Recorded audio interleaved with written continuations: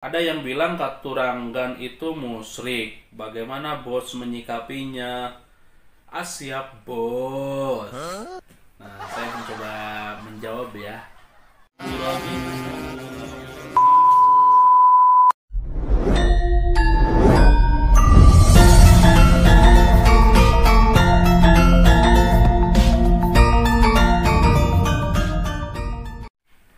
Assalamualaikum warahmatullahi wabarakatuh. Salam Rahayu, Samburazun.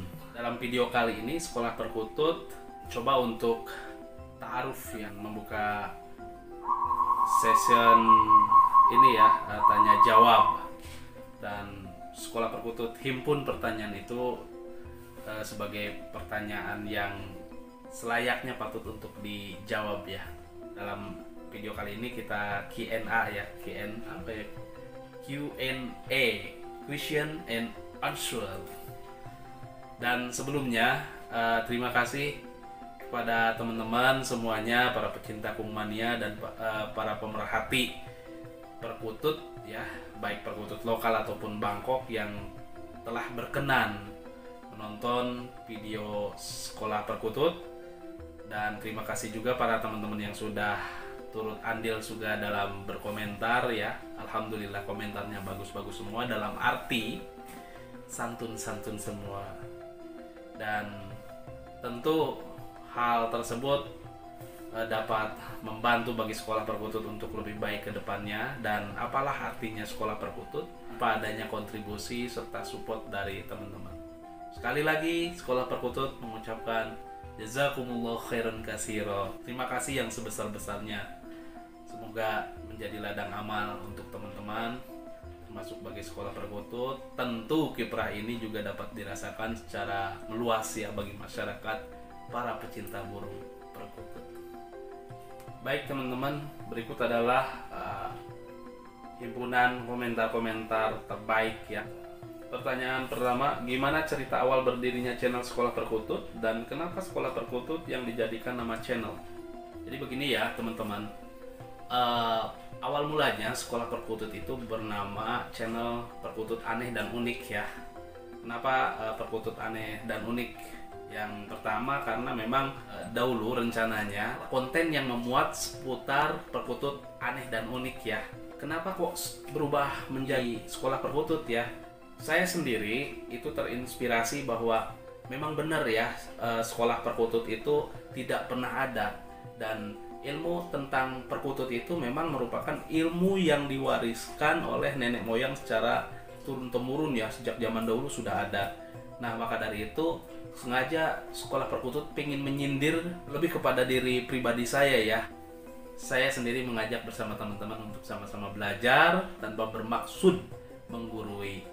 Pertanyaan berikutnya, gimana cara menggacorkan burung perkutut?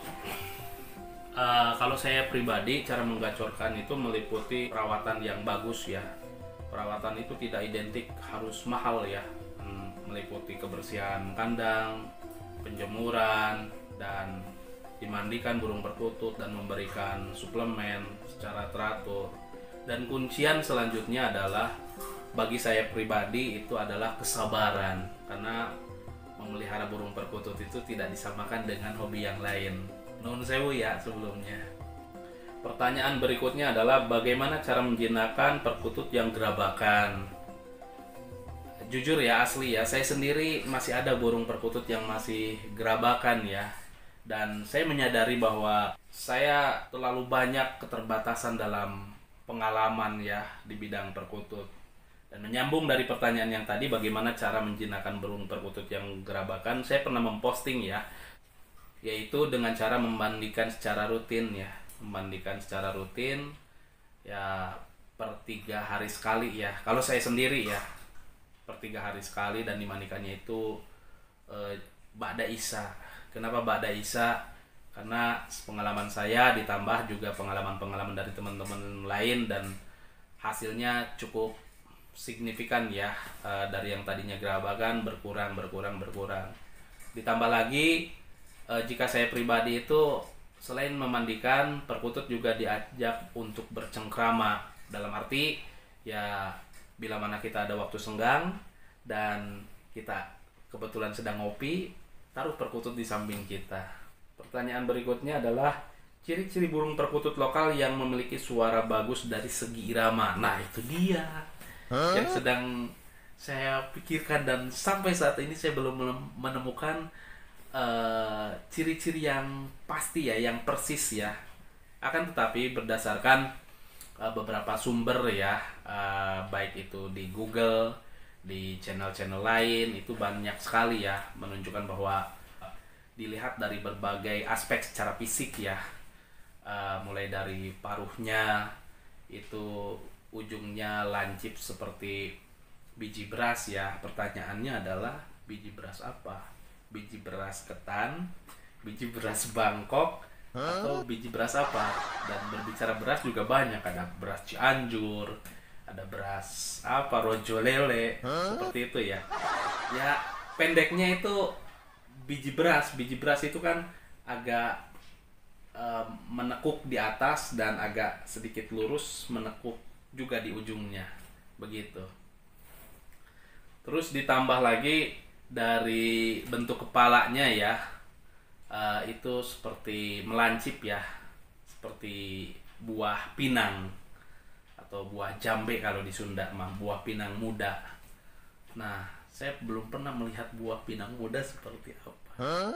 Terus pertanyaan selanjutnya adalah, mending memelihara perkutut Bangkok atau perkutut lokal? Nah, ini dia. Saya sendiri di rumah jujur saja belum mempunyai perkutut Bangkok, dan secara pribadi saya akui perkutut Bangkok itu bagus. Bukan tak ingin memelihara, ada rencana untuk memelihara, namun nggak tahu kapan-kapannya. Saya asli suka sekali perkutut Bangkok itu, iramanya luar biasa, mantul. Dan perkutut lokal itu terkenal dengan ini ya, apa namanya, daya tahannya dalam tanda kutip ya. Meskipun perkutut Bangkok juga memang dikenal daya tahannya bagus, begitu. Jadi kalau dikembalikan pertanyaan ini sebenarnya pertanyaan subjektif ya, yang masing-masing pecinta penghobi itu mempunyai alasan tersendiri. Pendeknya adalah sesuaikan saja dengan kebutuhan. Pertanyaan selanjutnya adalah, seberapa penting mempelajari katuranggan perkutut dan apa manfaatnya? Nah, ini dia ya, penting nggak penting sih. Kalau dikembalikan lagi, katuranggan itu apa ya? Katuranggan ini kalau menurut telaah saya pribadi ya, ya tentu keliru ya. Jangan anggap telaah saya ini benar ya, kali banyak salahnya lah. Katuranggan, hatur, menghaturkan, ngaturaken, anggan itu badan ya.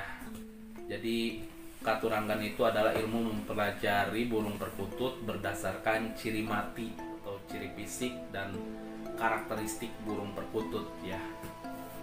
Terus selanjutnya adalah, apa yang disebut katuranggan dan bagaimana sejarah muncul istilah ini. Nah, katuranggan sepengetahuan saya ya, sebagaimana tadi disinggung, adalah katuranggan itu adalah ilmu memahami burung perkutut berdasarkan ciri mati ya. Ciri mati itu ciri otentik ya, baik secara fisik ataupun secara karakter. Misalnya katuranggan Satrio Pinayungan mempunyai ciri mati dan ciri fisik. Misalnya terdapat sehelai bulu putih ya di atas ya, di unyang-unyang apa ya, di atas kepala itu. Selanjutnya adalah, Pak D, aslinya orang mana? Salam kenal. Saya asli Kuningan, Jawa Barat, dan asli kelahiran Kuningan, Jawa Barat.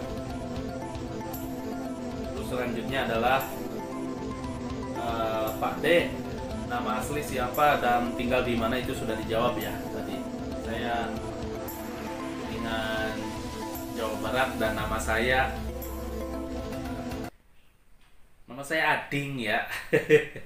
Itu ya, udah nggak bisa diulangi lagi ya. Om, pekerjaannya apa? Jika ada lowongan kerja, ikut kerja dong. Nah, ini dia ya. Sebutkan jangan. Pekerjaan saya praktisi hukum ya. itu saja, atau konsultan hukum.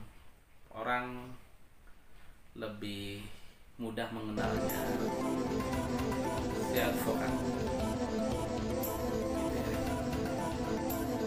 Saya mencintai pekerjaan saya, begitupun saya sangat menikmati dengan hobi saya.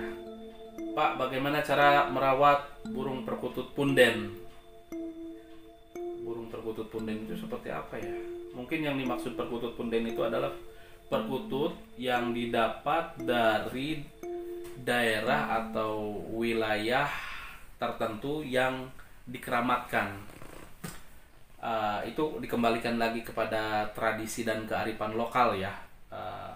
Ada yang merawatnya itu sangat apik sekali ya, dan dibedakan dengan cara merawat burung perkutut sebagaimana umumnya ya. Terus selanjutnya lagi ada yang bilang katuranggan itu musyrik. Bagaimana bos menyikapinya?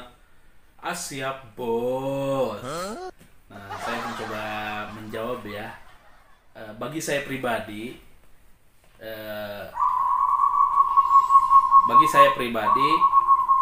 memelihara burung perkutut itu tidak hanya sebatas hobi atau kelangenan, namun juga perkutut merupakan tempat kita merenung, yang kemudian orang tua terdahulu itu menciptakan istilah katuranggan.